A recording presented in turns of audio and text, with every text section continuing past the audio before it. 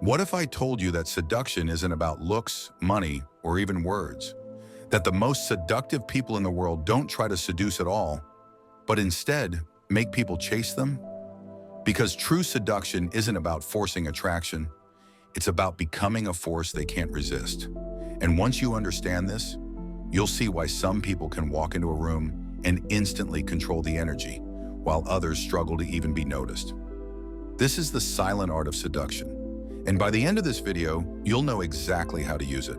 Part 1. The mystery factor. Why you must never be fully known people. Don't desire what they already understand. They desire what they can't quite figure out. Think about the most captivating people you've ever met. The ones who left a mark on your mind long after they walked away. Were they predictable? Were they easy to read? Number. There was something about them. Something unspoken, a hidden depth, a quiet enigma that made you lean in, listen closer, and wonder.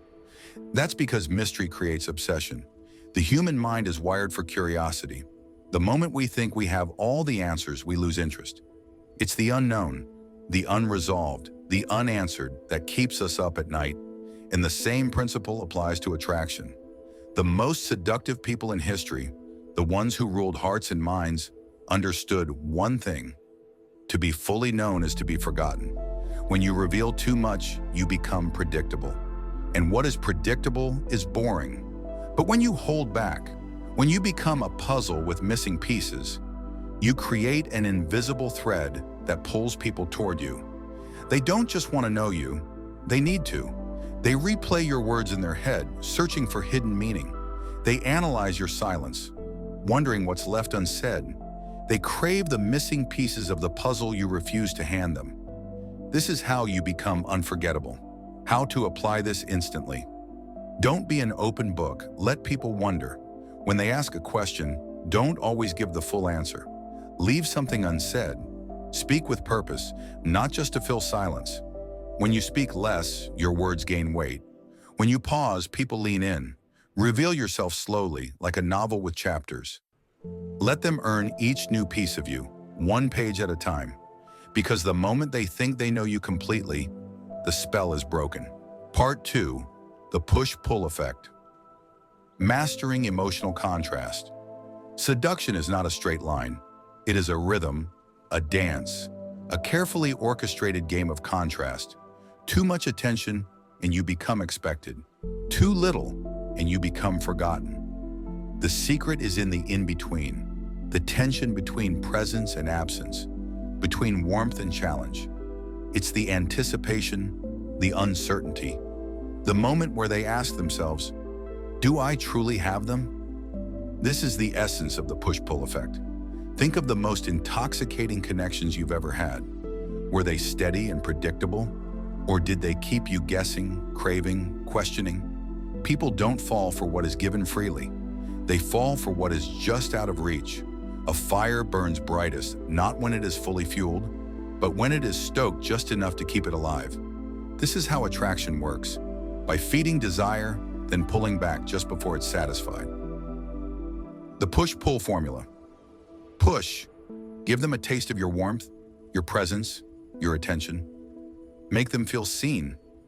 Make them feel wanted. Pull. The moment they lean in, step back. Not out of cruelty, but out of power. Create space. Let them feel the void of your absence. Let them wonder if they truly have you. This contrast is what hooks the mind. It creates emotional waves. And waves do not push people away. They pull them in. Why? Because the mind fixates on what it almost has. This is why people chase what slips through their fingers. Why lovers become obsessed when met with just the right amount of uncertainty. Why the heart aches not for what it owns, but for what it feels it is about to lose. The illusion of loss makes something priceless. When you master this, you no longer give love. You inspire craving. You no longer offer attention. You make them work for it.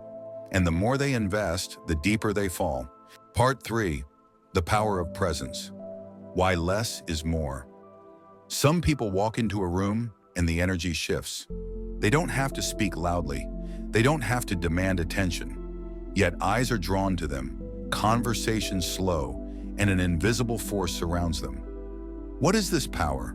It is not words. It is not status. It is not effort. It is presence. True seduction is not in chasing attention, but in becoming a magnet for it. The less you try to be noticed, the more impossible it becomes to ignore you. The secrets of presence.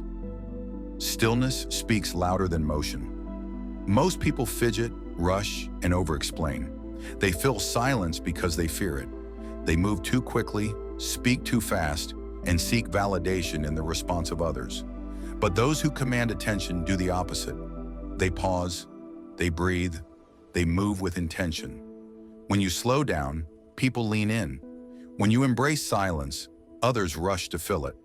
The one who controls the pace controls the interaction, the eyes that hold the room. Most people break eye contact too soon, not because they want to, but because they have to. The pressure is too much, but a seductive presence is built on comfort with intensity. Hold their gaze, not in a stare, but in an unshaken calm. Look through them, not at them. Be present, but unreadable. Let your eyes say, I know something you don't. Speak less, mean more.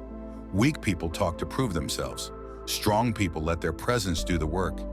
Each word should feel measured, as if it carries weight, as if speaking is a choice, not a need.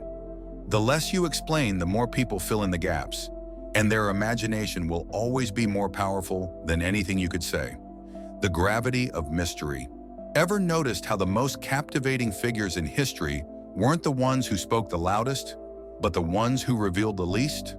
The less people know about you, the more they wonder. And wondering leads to fascination. Fascination leads to obsession. This is the paradox of presence. It is not about being everywhere. It is about being felt, even when you are not there. Not through effort, not through force, but through an aura of control, stillness, and the quiet power of a mind that does not seek attention, only draws it in. Part 4. The law of scarcity. Why they must feel lucky to have you. What is rare is desired. What is common is ignored. This law governs everything: gold, art, history's greatest leaders, and the most captivating people. The moment something is always available, it loses its power. It blends into the background. The same rule applies to you. The more easily accessible you are, the less valuable you become. The moment they realize they can have you without effort, without risk, without challenge, desire evaporates. But when they sense they could lose you, when your presence feels like a privilege instead of a certainty, attraction transforms into obsession, because nothing haunts the mind like the fear of losing something rare. The psychology of rarity. What comes too easy leaves too fast. People chase what they can't have. They desire what is just out of reach. Think about the things you've obsessed over. Was it the thing handed to you without effort? Or was it the thing that felt just beyond your grasp? The truth is brutal. People only value what they feel they've earned. The gift versus the guarantee. Most people make the mistake of giving themselves too quickly. They believe that if they are always there, always available, always saying yes, this will make them more wanted. But it does the opposite. When something is always there, it becomes expected. And what is expected is never exciting. Instead, your presence must feel like a gift, something that must be appreciated because it is not guaranteed.